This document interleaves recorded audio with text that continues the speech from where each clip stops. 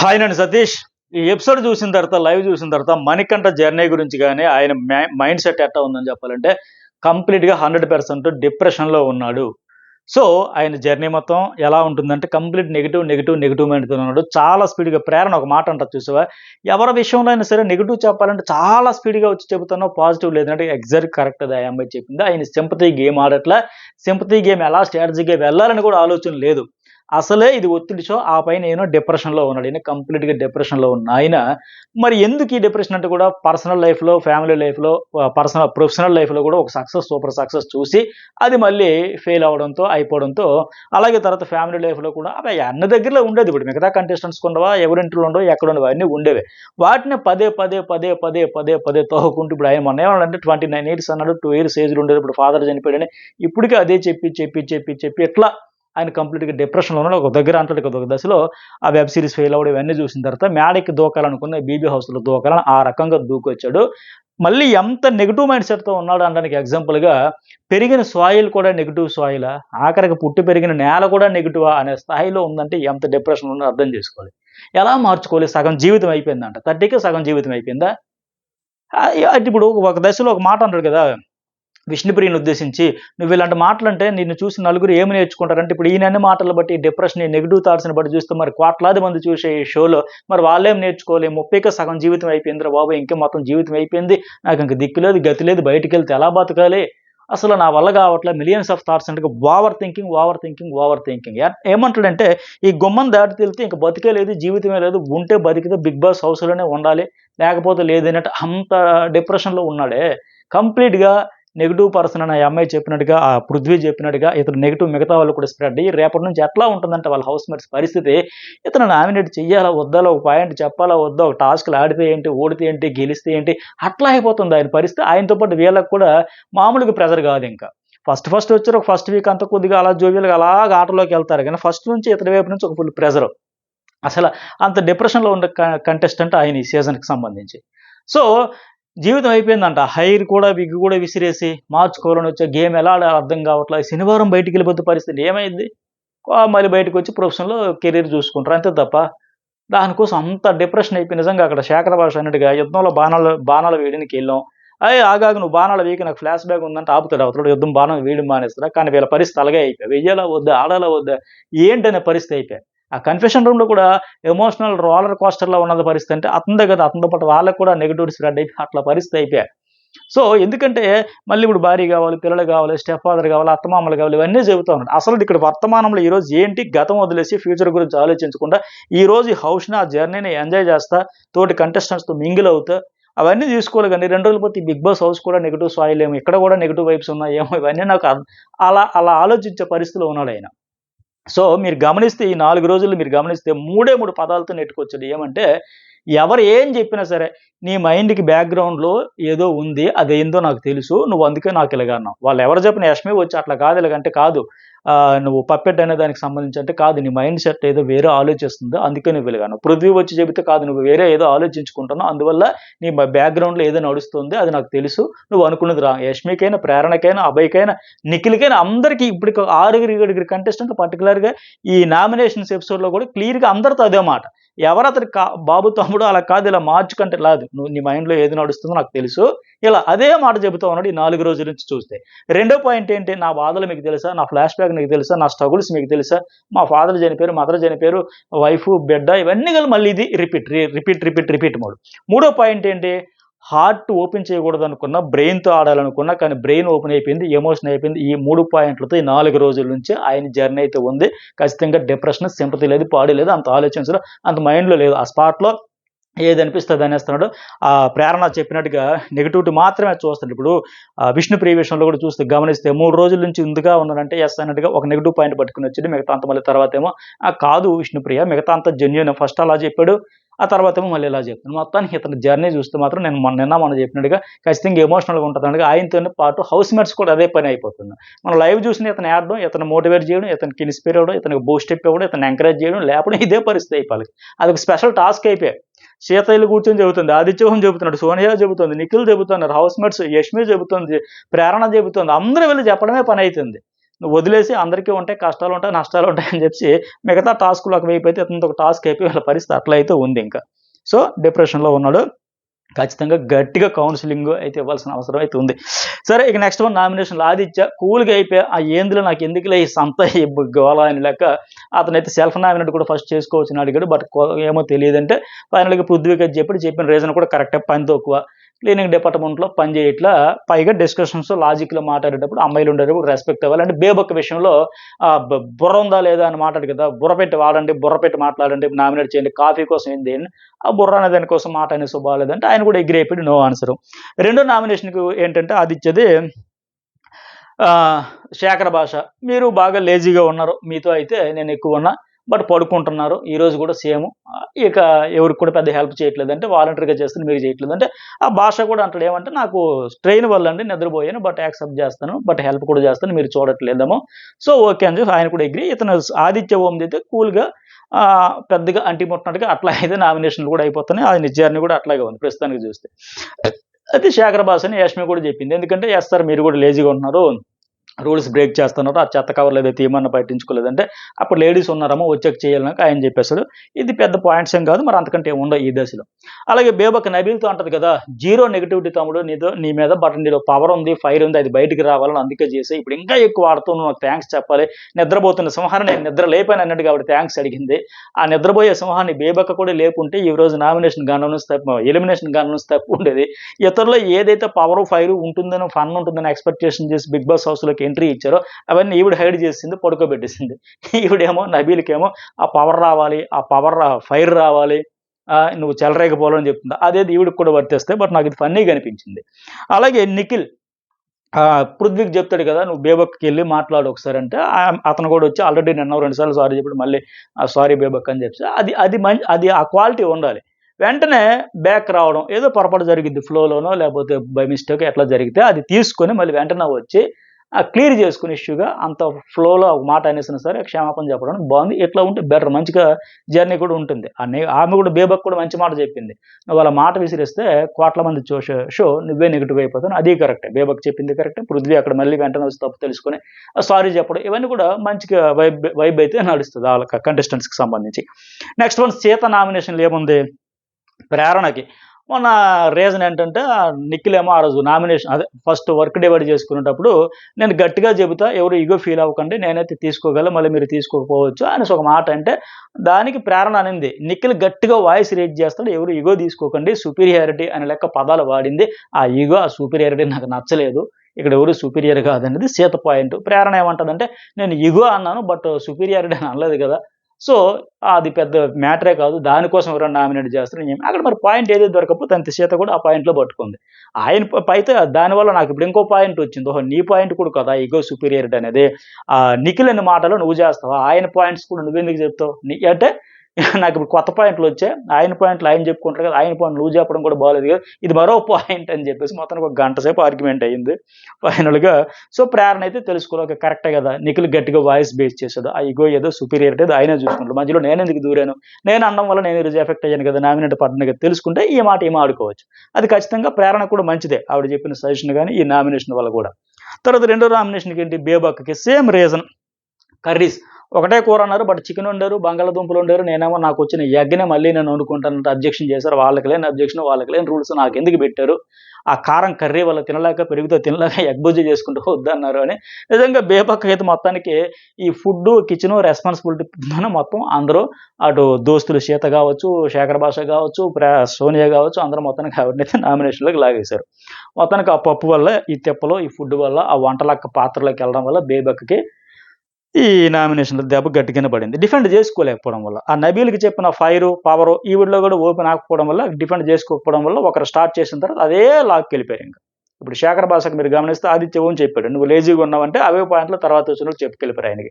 అట్లాగే బేబక్కకి నువ్వు రెస్పాన్సిబిలిటీ లేదు ఎలాగంటే ఆ పాయింట్‌లో ఆ కూర నాకు అంత కామెడీ ఏమనిపించిందంటే బేబక్కకి ముందు రోజంతా ఇర్రెస్పాన్సిబిలిటీ అంటూ వేశారు. అయ్యో! నేను మరీ అంత నెగ్లిజెన్స్‌గా ఉన్నానా? సరే ఇక నేను అథారిటీ చూపిస్తానని కొద్దిగా సీరియస్‌గా స్ట్రిక్ట్‌గా రూల్స్ అనేసరికి ఈరోజు అథారిటీ అన్నారు. ముందు రోజు ఇర్రెస్పాన్సిబిలిటీ అన్నారు. నెక్స్ట్ డే ఏమో అథారిటీ అన్నాడు. రేపొద్దున అసలు ఎవడు ఆ ఇంటికే నువ్వు సెట్ కావు. బై బై అని చెప్పినా చెప్తారు. అట్లా ఉంది మూడో రోజుకొచ్చేసరికి స్టాండ్ మళ్ళీ మారింది. విష్ణుప్రియ నామినేషన్స్ ఏంటంటే ఈ అమ్మాయి వచ్చేటప్పుడు నా బ్రెయిన్ కొద్దిగా నత్తిన వెరైటీగా మాట్లాడింది. ఫన్నీగా అనిపించింది నాకది. భాషకి, శేఖర్ భాషకి. సేమ్ ఇది పెద్ద ప్రక్రియ. మీరు కొంచెం డల్‌గా ఉన్నారు, లోగా ఉన్నారు, యాక్టివ్‌గా లేరు, స్లోగా ఉన్నారు, నిద్రపోతున్నారంటే శేఖర్ భాష మరి అబ్జెక్షన్ చేయలేని పరిస్థితి. ఓకే. రీబ్యాక్ అవుతా వస్తానను మళ్ళీ యాక్టివ్ అయితేనే లెక్క. రెండోదేంటి సోనియాకి చేసింది. సేమ్ ఏమది బేబక్కకే. హౌస్‌లోకొచ్చాం కుక్కర్ ప్రాబ్లమ్. ఎవరు కావాలని ఆకలితో ఉంచాలని అనుకోరు కదా! ఆవిడేదో టెక్నికల్ ప్రాబ్లమ్ వల్ల వచ్చింది. నువ్వు సర్దుకుపోవాలి గానీ దాన్ని అంత పెద్ద పంచాయతీ పెట్టాలా? సో, నేను బాగా హర్ట్ అయ్యాను. పైగా పోనీ పప్పేమన్నా టేస్ట్ లేదంటే అద్భుతంగా ఉంది. అంత అద్భుతమైన రుచికరమైన పప్పు వండితే నువ్వు అప్రిషియేట్ చేయాలి గానీ నామినేట్ చేస్తావా? అని లెక్క విష్ణుప్రియ మంచి పాయింటే పట్టింది. కానీ బేబక్ అక్కడ గట్టిగా డిఫెండ్ చేసుంటే ఆ సోనియా వర్సెస్ బేబక్ వరకే ఆ కుక్కరు, ఆ పప్పు, ఆ లేటు ఇవన్నీ కూడా ఆగుండేది. బట్ ఆవిడ డిఫెండ్ చేసుకోకపోవడం వల్ల నెక్స్ట్ వచ్చినోళ్ళు కూడా అదే పాయింట్ పట్టుకొని అటు తిప్పి, ఇటు తిప్పి, తిప్పి వేశారు. మొత్తంగా విష్ణుప్రియ ఇక్కడ పాయింట్ తెచ్చింది. కానీ అక్కడ ఆ అమ్మాయి ఏమంటది సోనియా అంతకంటే గట్టిగానే తిరిగి మళ్ళీ లాక్ చేసే ప్రయత్నం చేసింది. ప్రాబ్లమ్ ఉందని 15 నిమిషాల్లో అర్థమైపోయింది కదా! వెంటనే రియాక్ట్ అవ్వాలి కదా! చెప్పాలి కదా! వేరే ఆప్షన్ ఉంది కదా! వేరే 2 కుక్కర్‌లు ఉన్నాయి కదా! ఇవన్నీ పాయింట్లు ఈవిడ బానే మాటాడుతుంది. పైగా ఏమి ఇదివరకట్లా కప్ ఎత్తుకుపోతాం, విన్ అయిపోతాం అని కాదు కదా! 0 నుంచి ఏ ఎఫర్ట్స్ పెట్టాలో, పర్సనాలిటీ వైసో తెలీదు. లేపోతే ఫిజికల్ టాస్క్‌లో తెలీదు. ఎలా కౌంట్ అయిద్దో తెలీదు. సో, ఫ్యామిలీ టైమ్ అన్నీ వచ్చేసి డే 1 నుంచి ఫస్ట్ నిమిషం నుంచి ఆటలో ఉండాలి కదా! ఆట బయట ఉంటే ఎట్టా, చిల్ అయితే ఎట్టా, జాయ్‌ఫుల్‌గా ఉంటే ఎట్లా అన్నట్టు ఇవన్నీ చెప్పింది. నాకే గనుక రెస్పాన్సిబిలిటీ నేనే తీసుకుంటే ఇరగదీస్తదాన్ని. నెక్స్ట్ లెవెల్ 2 కుక్కర్‌లు ఉన్నాయా, 3 కుక్కర్‌లు ఉన్నాయా, పెద్ద కుక్కర్, చిన్న కుక్కర్‌లు ఎలాగోలా మొత్తానికి అందరికీ ఫుడ్ టైంకి పెట్టేసేదాన్ని అన్నట్టుగా గట్టిగానే చెప్పింది బానే ఉంది. ఇప్పటికైతే. కానీ ముందు ముందు ఎలా ఉంటదంటే సోనియాకి చాలా గట్టిగా ఉంటది. ఈవిడకి రేపు పొద్దున్న ఏదో ఒక ఇన్‌చార్జ్ రెస్పాన్సిబిలిటీస్ ఉంటది. ఆటోమేటిక్‌గా డిలే అయిద్ది. ఆ వాష్‌రూమ్‌కెళ్ళేటప్పుడో లేకపోతే కూర్చొని టాస్క్ ఆడేటప్పుడు ఇంకేదో. అప్పుడు ఈళ్ళందరూ వచ్చి అడుగుతారు. అమ్మ ఆ రోజు ఫస్ట్ డే పప్పు కోసం రెస్పాన్సిబిలిటీ అని ఇంత క్లాస్ పీకావు, ఇన్ని పాయింట్లు తెచ్చావు. మరి నీ రెస్పాన్సిబిలిటీ ఏమైంది? ఇప్పుడు ఎందుకు డిలే అయింది? ఇప్పుడు ఎందుకు లేట్ అయ్యింది? ఆ!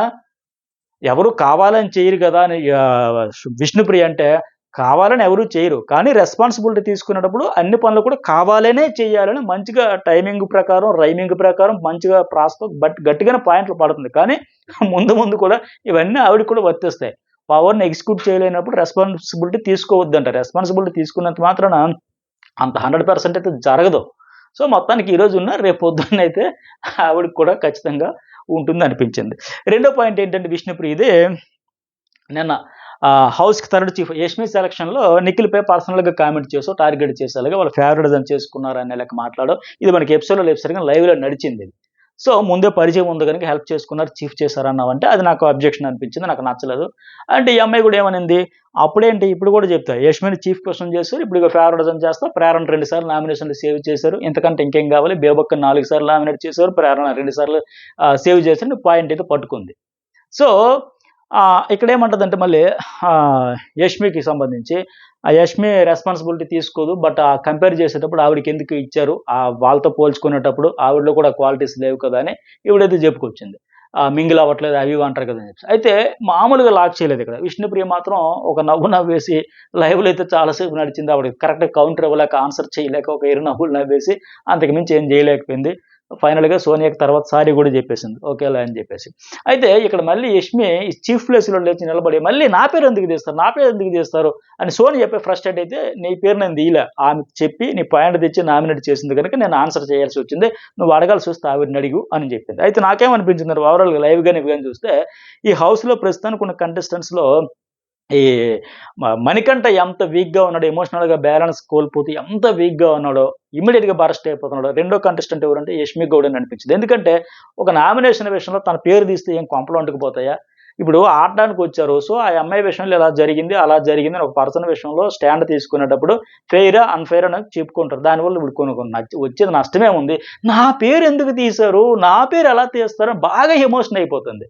ఊరికే వాడుకోండి, పేరు చెప్పండి, పబ్లిసిటీ చేయండి. ఆడియన్స్ కూడా ఇంకా రిజిస్టర్ అవ్వదు కదా! ఓకే మాట్లాడండి, చెప్పండి, నాకు బ్రాండ్ క్రియేట్ చేయండి అని ఎవరైనా కొద్దిగా ఉంటే కాన్ఫిడెంట్‌గా ఉంటే ధైర్యంగా ఉంటే. అట్లా తప్ప అయ్యో! నా పేరు వాడేసారు, అయ్యో! నా పేరు వాడేసారు అని తెగ విలవిలలాడిపోయి తెగ బాధపడుతుంది. అంటే ఆవిడ కూడా చాలా వీక్‌గా ఉంది ఎమోషనల్‌గా అని చూస్తే నాకైతే అనిపించింది.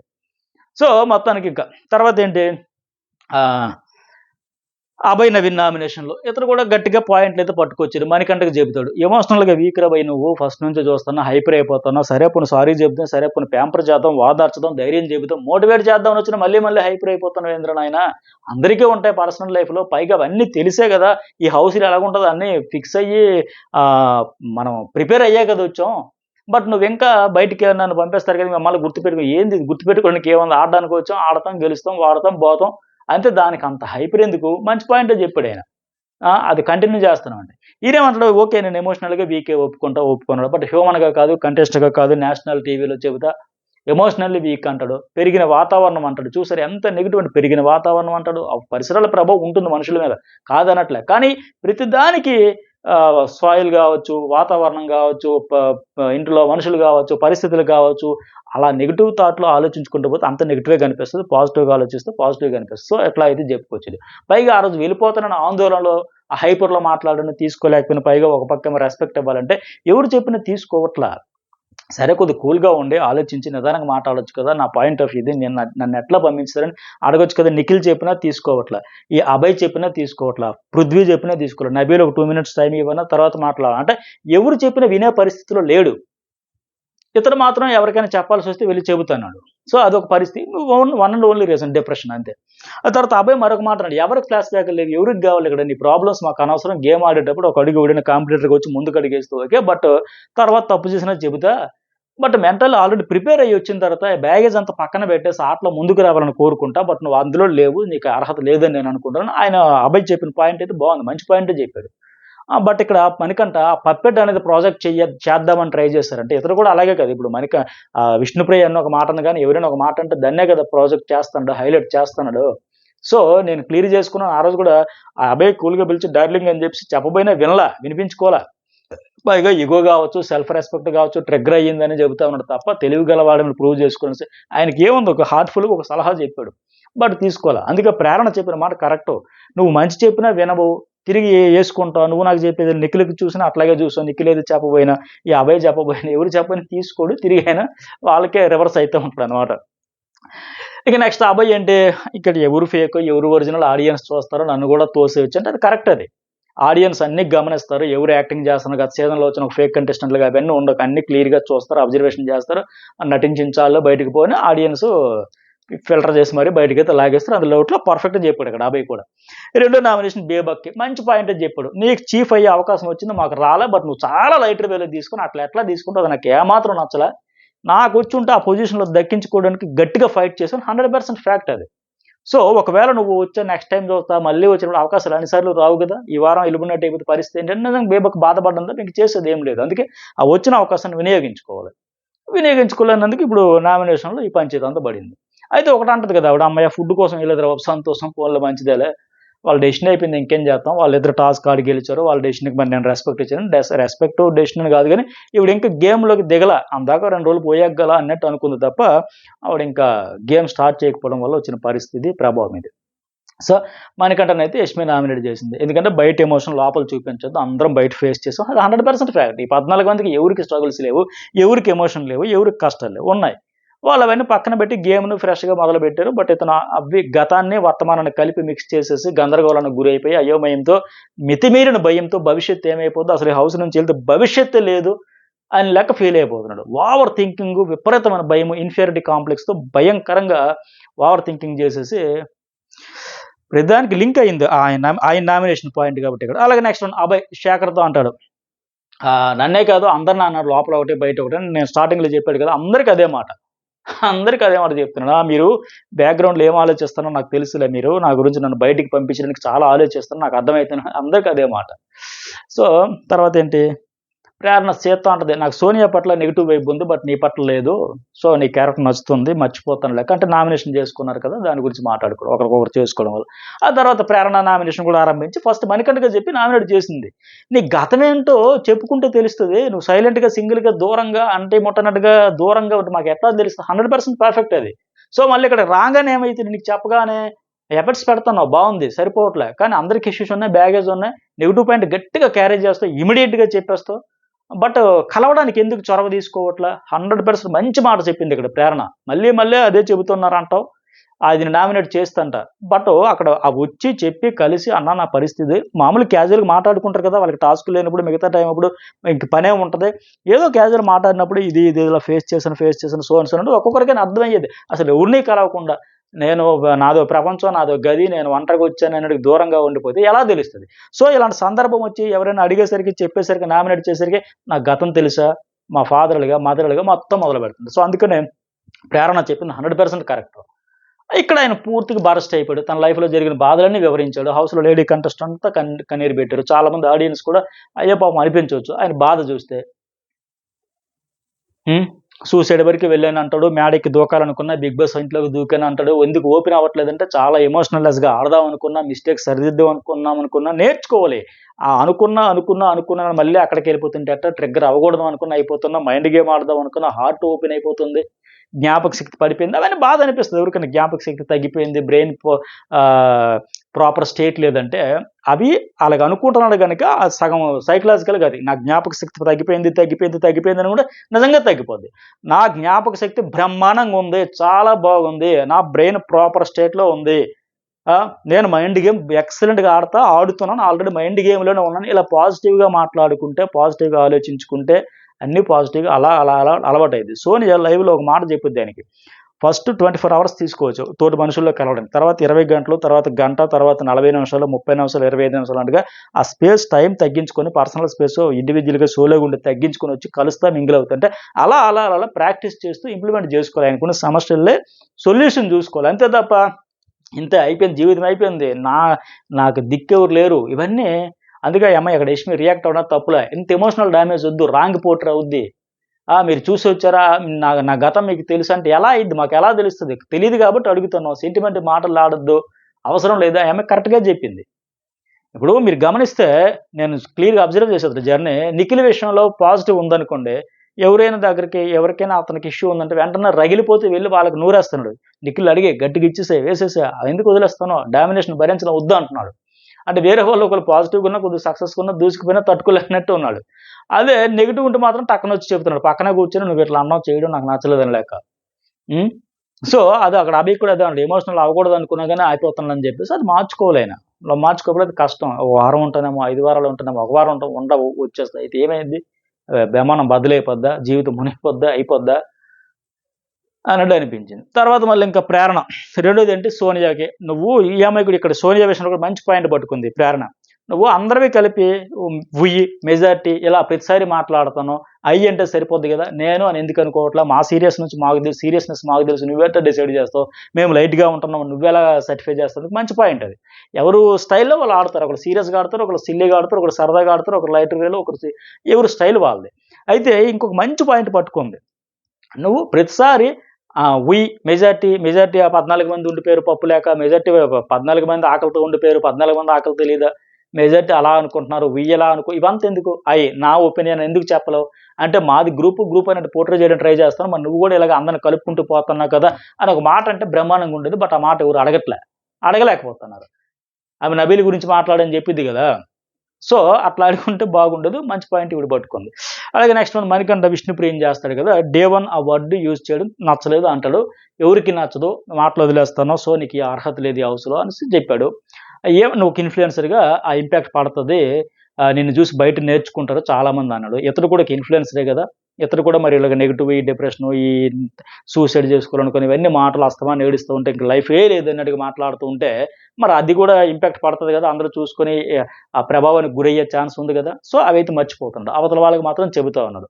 అప్పుడు విష్ణుప్రియ కూడా ఒక మాట అనిందన్నాడు గదా! ఫెమినిటీ అనే లెక్క. అంటే ఆ రోజు మొన్న కూడా బాధపడ్డాడు. రాంగానే గ్లాస్‌తో వాటర్ తెచ్చిచ్చింటే, "అబ్బా! నువ్వు చాలా సున్నితంగా ఉన్నావు, మృదువుగా ఉన్నావు. అమ్మాయిల లక్షణాల్లాగా ఉన్నాయి." అంటే అమ్మాయిలు జనరల్‌గా వచ్చే వాళ్ళకి అతిథులకి గౌరవ మర్యాదలు ఇవన్నీ చేస్తారు. ఆ టైప్‌లో అనింది. అంటే ఆ మాట అనడం తప్పే. ఆయన అన్నట్టుగా నేషనల్ టీవీలో ఆ రోజు బాధపడి పక్కనున్న సీతకి ఎవరితో చెప్పాడు. ఇంత పెద్ద నేషనల్ టీవీలో ఆ మాట ఎట్లా అంటది? నువ్వు సున్నితంగా ఉన్నావు, మృదువుగా ఉన్నావు అంటే అది కంపారిజన్ ఇప్పుడు ఆ అమ్మాయి ఏమనింది హార్మోన్స్ ఇవన్నీ లెక్క చెప్పుకొచ్చింది. నేను కొద్దిగా రఫ్ అండ్ టఫ్ లాగా ఉంటా. వెయిట్ అయితే లూజ్ కాలేను. మాస్కులినిటీ ఉంటది. అలాగే ఈ టైప్‌లో నీకు ఫెమినిటీ టైప్‌లో అన్నా అని చెప్పింది. అది 100% ఆ అమ్మాయి అలా కంపేర్ చేయడం అనేది తప్పు. ఆ బిహేవియర్ గురించి కావచ్చు, పర్సనాలిటీ గురించి కావచ్చు, నిన్ను వాటర్ తెచ్చావు, ఇచ్చావు అని చెప్పేసి అసలే ఇన్ఫీరియారిటీ కాంప్లెక్స్‌తో ఉన్న ఆయనకి ఇలా కంపేర్ చేస్తే బాగా ఫీల్ అయితాడు. క్యూట్‌గా ఉన్నావు, ఆ ఫెమినిన్ వెర్షన్ కనిపిస్తుంది అన్నమాట తప్పే. ఆ అమ్మాయి అలాగ అనకుండా ఉండాల్సింది. అది రాంగ్ పోర్ట్రే అయ్యిద్ది మరి. అయితే ఇతడు మళ్ళీ ఏమంటాడు, నాకు నోటి జారడం కాదు, నోటుదల కావచ్చు, సెన్స్ ఆఫ్ హ్యూమర్ కావచ్చు, ఆ టీఆర్పీ నాకు దానివల్ల అన్నం పెడుతుంది కావచ్చు, నాకు ఒక ఐడెంటిటీ వచ్చింది, ఎంటర్టైన్ చేయడానికి వచ్చి, ఎడ్యుకేట్ చేయడానికి కాదు. కావచ్చు, ఎంటర్టైన్ కోసం రావచ్చు, నువ్వు ఎడ్యుకేట్ చేయడానికి రాకపోవచ్చు. కానీ పక్క వాళ్ళ విషయంలో అలా అనేటప్పుడు అది చాలా పెద్ద పదమే. ఫెమినిన్ వెర్షన్ లాగా అనిపిస్తుందని లెక్కను చాలా పెద్ద పదం. అనకుండా ఉండాల్సింది ఆ అమ్మాయి. సో అందుకే ఆయన కూడా ఒక బార్డర్ ఉంటుందని లెక్క, అది నాకు నచ్చలేదని లెక్క. అక్కడ అంటలే కదా! నువ్వు నిజంగా జెన్యూన్‌గా వచ్చావనుకున్న ఫ్రెండ్‌షిప్ అనుకో, నన్ను అబ్జర్వ్ చేయడానికి నా మీద స్పై లెక్క వచ్చావా? నోటితోటి టెస్టింగ్ చేయడానికి వచ్చావా అన్నట్టుగంటే, ఇతనికి అంత లేదు, టెస్టింగ్ చేద్దాం అంత లేదు. ఏదో ఉన్నాడు, 2 రోజులు ఉన్నాడు, మళ్ళీ అందుకే వెంటనే మాట మారుస్తాడు కదా! లేదు, లేదు, ఇట్ట కాదు, అట్ట కాదు, నేను ఆ ఒక్క విషయంలోనే మిగతా అంతా జెన్యూన్‌గా ఉన్నానని వెంటనే ఆ టైంకి ఏదనిపిస్తే దాన్నేస్తుండు. తర్వాత మనకంటే రెండోది ఎవరికంటే శేఖర్ భాషకి ఆ ఫుడ్ గురించి, ఆరెంజెస్ గురించి అట్టాగే లేజీ అన్నాడు. ఆయన కూడా మరి నువ్వు పడుకున్నావు కదా! కుక్కలు మురిగాయి కదా! అని చెప్పాడు. అయితే నాకు గిల్ట్ ఫీలింగ్ ఉంది, నీకు లేదా అంటే, ఆ శేఖర్ భాష అనేది కరెక్టే. నువ్వు ప్రతిదానికి గిల్ట్ ఫీల్ అయిపోతావు. నువ్వు ప్రతిదానికి ఫీల్ అయిపోతావు. నువ్వు ప్రతిదానికి సీరియస్ అయిపోతావు. నీ ఎమోషన్ వేరు, నా ఎమోషన్ వేరు. నీ బర్నింగ్ వేరు, నా బర్నింగ్ వేరు. నా ఇష్టం, నా జర్నీ. అంతే కదా! ఇప్పుడు ఒక్కొక్కరు ఒక్కొక్క దానికి ట్రిగ్గర్ అవుతారు. ఒక్కొక్కరు ఒక్కొక్క దానికి బర్నింగ్ అయితారు. సో, ఎవరు పారామీటర్స్ కొలతలు ఉంటాయి కదా! కొన్ని విషయాల్లో కొందరు ఎలా అవుతారు. ఆయన స్టైల్ వేరు, ఈయన స్టైల్ వేరు. సో, నేను ఫీల్ అయ్యాను కాబట్టి నువ్వు ఫీల్ అవ్వాలంటే ఎందుకు ఫీల్ అవుతారు? అవ్వరు కదా! సో, అక్కడ శేఖర్ భాష చెప్పింది కరెక్టే. నా ఎమోషన్ నాదే అని. మళ్ళీ ఆవు కథలాగా వచ్చింది. నేను నా ఎమోషన్ బయట పెట్టకూడదనుకున్నా, ఫైనల్‌గా ఓపెన్ అయిపోయాను లెక్క. హ్మ్. Next one Shekhar. అందరికీ ఎమోషన్ ఉంటది. ఫ్లాష్ బ్యాక్ ఉంటది. నువ్వు పాజిటివ్ తీసుకో, నెగెటివ్ వెతుక్కొని చూస్తావు. విష్ణుప్రియతో కూడా సేమ్ అదే అర్థమైంది. ఆవిడ ఎన్ని మాట్లాడిన 3 రోజులు నీకు ఒక పదమే కనపడిందా అని లెక్క. ఆ తర్వాత నెక్స్ట్ వన్ యష్మి. సో, విష్ణుకి నేను కూడా చెప్పా, కెమెరాలో ఉన్నాయి కాబట్టి ఇక్కడ చూసుకోమని. ఆవిడ కూడా కరెక్టే. బయట అదర్ షోలో చేసేటప్పుడు వేరు, ఇక్కడ రియాలిటీ షో గనుక ఫ్యామిలీ ఆడియన్స్ చూసే దగ్గర గనుక కొద్దిగా మాట ఆలోచించుకొని ఆచితూచి అంటే బెటర్ విష్ణుప్రియకి. లేకపోతే ఇలాంటివన్నీ దెబ్బలు తగులుతాయి. తర్వాత పృథ్వీ బేబక్‌ని టాస్కుల్లో ఫిట్‌గా లేవు, వీక్‌నెస్, సీరియస్‌నెస్ లేదు, ఫిట్ లేదంటాడు. ఫిట్ లేకపోవడం ఏంటి? ఇది రియాలిటీ షోలో అన్నీ చూస్తారు. ఫిట్‌గా కండలుచ్చుకొని కరిగించేసి టాస్క్‌లు అయినా ఆవిడ ఏజ్ గ్రూప్‌లో ఉండే ఆవిడ బ్రహ్మాండంగా టాస్క్‌లయితే పెర్ఫార్మ్ చేసింది. బట్ ఇతడు అనేదైతే కరెక్ట్ కాదని నాకు అనిపించింది. ఎందుకంటే అనిపించడం అంటే కరెక్ట్ కాదు. ఫిట్‌నెస్‌కి దీనికి ఏం సంబంధం? ఏదైనా జిమ్మా? లేకపోతే కసరత్తులదా? ఇంకేదైనా కండబలం ప్రదర్శించేది కాదు గదా! అది కరెక్ట్ కాదు. అందుకే బాలాదిత్య లాస్ట్‌లో అంటాడు కదా! ఫిట్‌గా లేకపోతే బిగ్ బాస్ ఎందుకు పంపిస్తారు లోపలికని. సో, కరెక్ట్ అది. ఆయన చెప్పింది నేను బాడీ మార్చాలని ఆ అమ్మాయి అంటది కదా! బేబక్ అంటది కదా! నేనిప్పుడు దీనికోసం నా బాడీ మార్చుకోలేనని. అది కరెక్ట్ కాదనిపించింది. ఆమె టైమింగు, ఆ రైమింగు అవన్నీ ఇష్టపడితేనే వచ్చారు. బట్ అవే ఆవిడ హైడ్ చేసేసింది. అవి ఓపెన్ చేసుంటే బాగుండేది. సో, నెక్స్ట్ పృథ్వీ సెకండ్ మణికంఠకి. విష్ణు రాంగ్ మాట్లాడలేదు అంటాడు. ఆయన పర్సెప్షన్‌లో అంటే అది రాంగ్ కాలేదంట. బట్ ఆయనకి అనిపించొచ్చు. పృథ్వీకి. బట్ అది రాంగే. ఆ పదం ఆ రోజు ఎందుకన్నది ఆ విషయం అనుకుంటే ఈరోజు క్లారిటీ వచ్చింది. అది రాంగ్. రెండోదేంటి, నువ్వు ప్రతిదానికి ట్రిగ్గర్ అయిపోతా ఉంటావు. ప్రాంక్‌లో కూడా నేను ఓడిపోతే బాధుంది. పప్పిట్టు, అన్‌ఫిట్ ఇట్టా నువ్వు మాట అనేస్తూ ఉంటావు. సారీ చెప్పు. సింపతి కార్డ్ వాడుతున్నావు. 2 నాలుకలున్నాయి. నెగెటివ్ పర్సన్, నెగెటివ్ ఎనర్జీ అంటే అది కరెక్ట్. సింపతి కార్డ్ అయితే కాదు. సింపతి కార్డ్ కాదు. ఓవర్ థింకింగ్ వల్ల, మిలియన్స్ ఆఫ్ థాట్స్ వల్ల, డిప్రెషన్ వల్ల ఇలా అయిపోతున్నాడు తప్ప సింపతి అంత స్ట్రాటజీ లేదు. అలాంటి ఆలోచన లేదు. ఎందుకంటే అబద్ధం ఆడితేనే నిద్ర పట్టదు అని అంటున్నాడు కదా!